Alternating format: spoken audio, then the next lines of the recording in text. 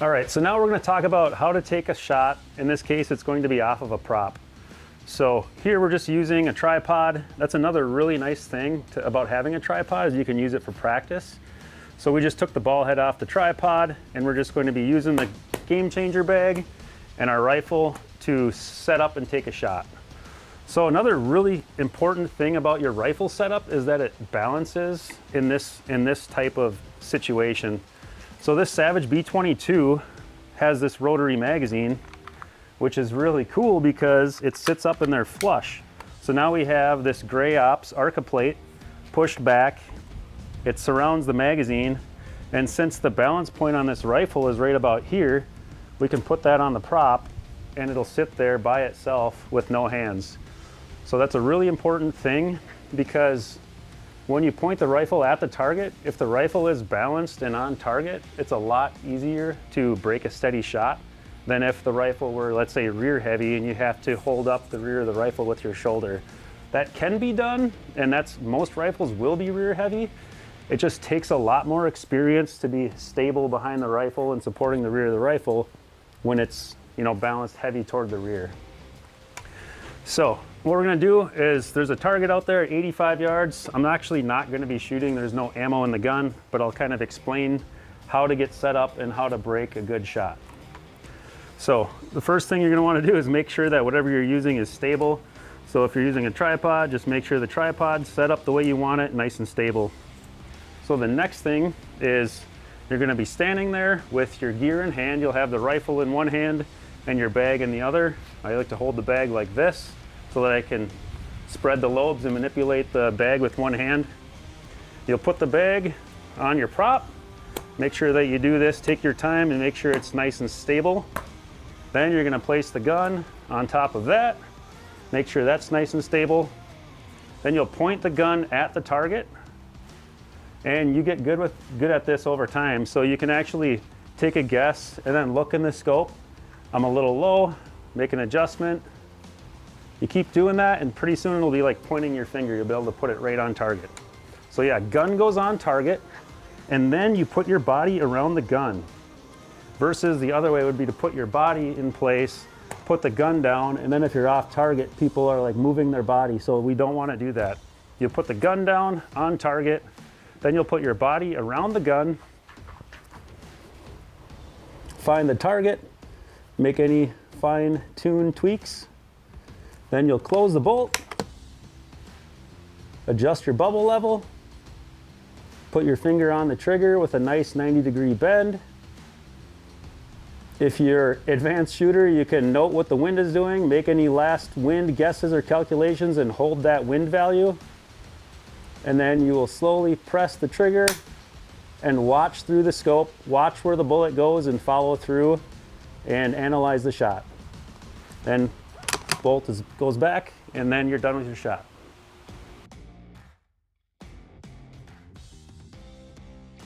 All right, so now I'm going to cover a topic that's commonly called free recoil. So what free recoil is by definition, the rifle is free to recoil. So theoretically, you wouldn't be touching the rifle at all. It'd be pointing at the target and you'd somehow break the trigger without manipulating the gun and the gun would just kind of do its own thing and recoil. The way that people actually kind of use free recoil is they get it pointed at the target and they're commonly, holding the gun here by the scope or up here, but their shoulder is not on the gun. So pros and cons of free recoil. The pros are if you have a stable barricade, but your body might not be perfectly stable, if you keep your body and your cheek off the gun, theoretically and usually the crosshairs are a lot more steady. So, some people stand off to the side of the gun like this. Some people do this kind of hybrid thing where they're not really touching the gun. But either way, the barricade is what's holding the gun, not your body. So the advantage is your crosshairs are a lot more steady. If you're in a compromised position or for whatever reason your body is not stable that day, you can have a lot steadier reticle with a free recoil hold. The disadvantage of free recoil is the rifle will recoil freely, so in general, we want to catch the rifle under recoil because then we can see what's going on downrange. In the right conditions, you can actually watch the bullet in flight or the trace of the bullet. Depending on the sun position that day, if the sun's to your back, you can literally see the bullet going to the target. And then you'll always want to watch to see where the bullet, where it hits on the target, or if it misses the target, you know, where it splashes in the dirt. So when you're not controlling recoil, the gun comes back and it's a lot harder to see the bullet action. So in general, you want to support the rear of the gun, but free recoil is a handy tool to kind of have in your toolkit for, you know, either you're shaky that day or you're in a compromised position.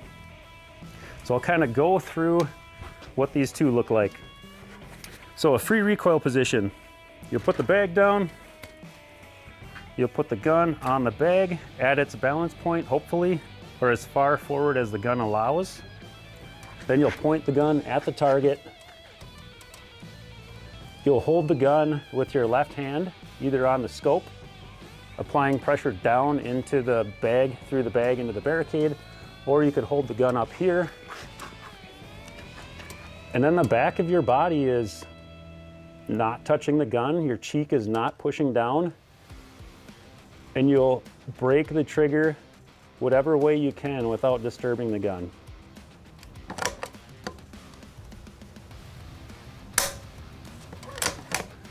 So now the kosher way to do it with your shoulder on the gun would be very similar, but you're gonna come in, you're gonna support the rear of the gun with your shoulder.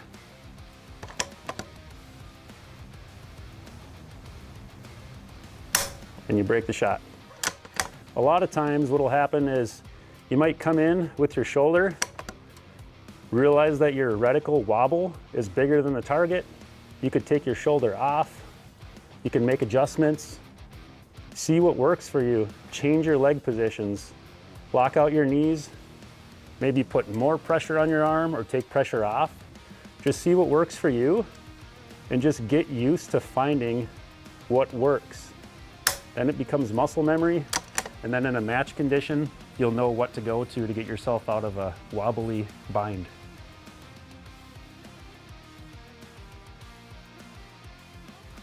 One of our favorite props to use for practice at home is a ladder.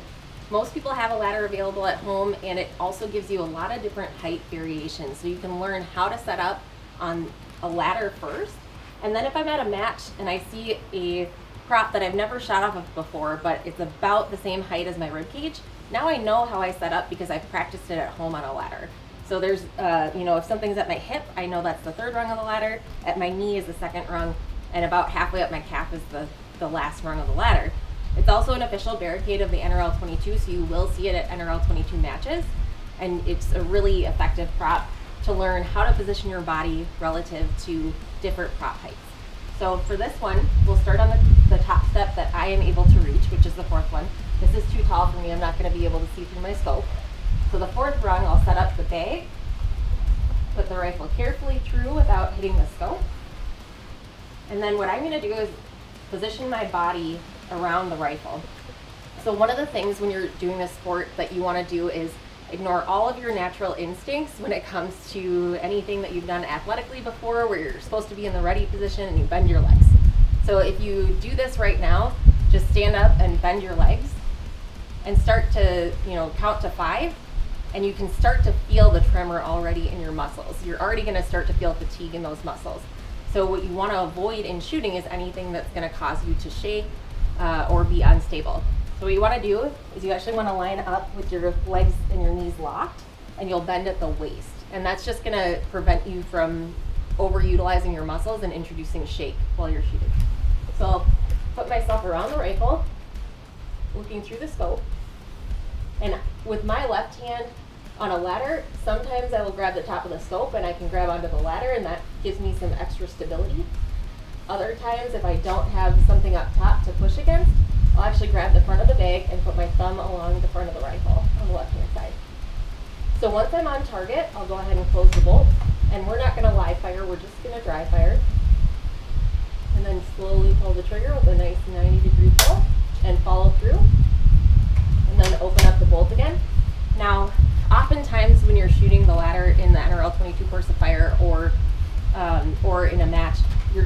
shoot from multiple rungs in the same stage. So you're gonna wanna come straight back out.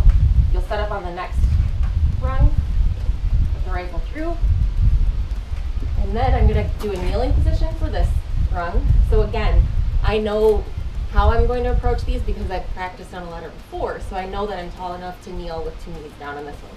So again, I wanna make sure that I'm straight down and that the pressure is on my skeletal structure and not on my muscles. I will bend slightly at the waist, get on target, and close the bolt and pull the trigger. Now for these lower positions, everyone's a little bit different. In my case, I can squat down pretty low because I have flexible hips. I know other people who can't.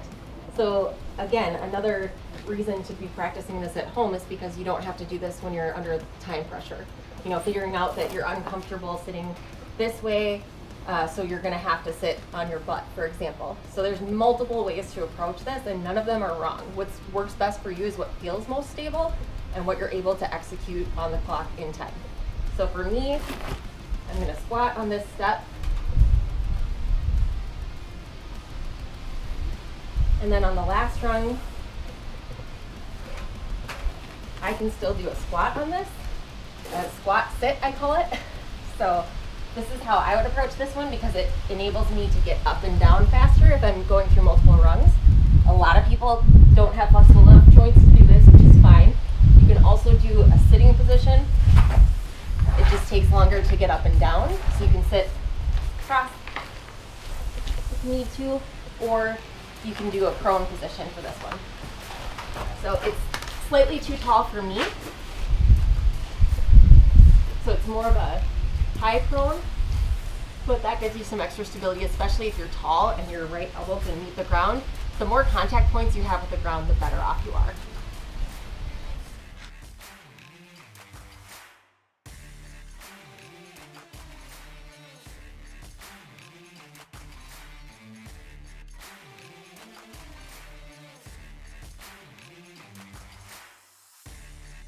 So we're going to demonstrate what an actual NRL22 monthly course of fire stage looks like.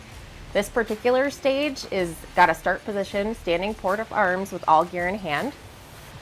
And we'll go through the different commands that you might hear at a match. So for this particular course of fire, we have a single target at 100 yards. It's 3 inches wide. And the course of fire dictates that the shooter is going to utilize the top rung that they're able to reach for their height. And they're going to shoot 1 shot at that target. Then they're going to move to the next rung down and take a single shot and move the next rung down. And they're going to work their way down the ladder and back up for 10 rounds. So, does the shooter understand the course of fire? The shooter does. Go ahead and load and make ready. All right.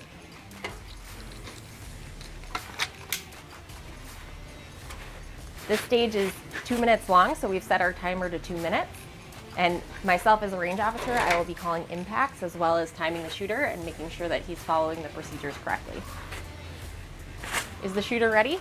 Shooter ready. Stand by. Engage.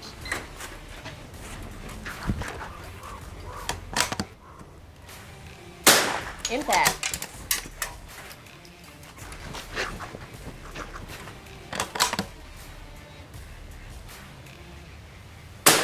Impact.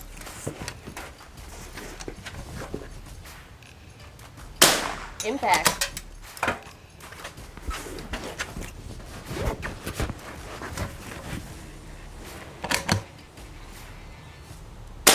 Impact.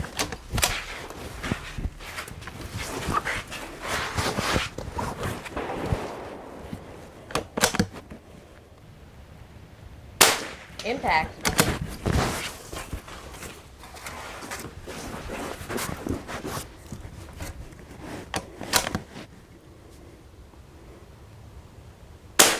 Impact.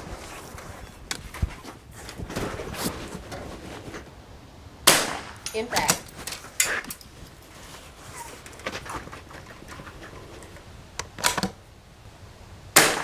Impact.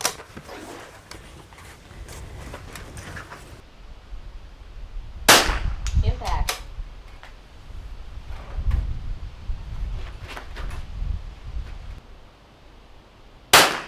Impact. Unload and choke